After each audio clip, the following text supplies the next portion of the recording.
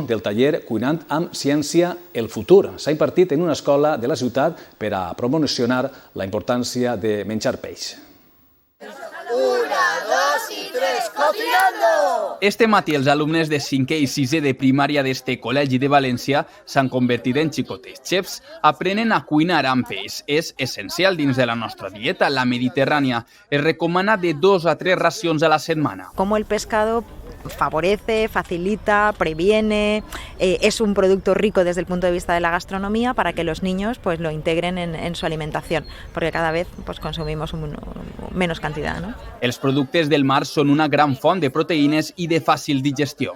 Al final el menjar sempre dona alegria i dona il·lusió i si a més és participatiu sempre té un resultat extraordinari, ja que sempre quan ells fan alguna cosa després els agrada, ja que ho han fet ells, i això és molt important. No és necessari menjar tan sols filets de peix, hi ha tota mena de receptes. En este taller s'han preparat mandonguilles de bacallar, coques de salao i verdures i sushi amb polp.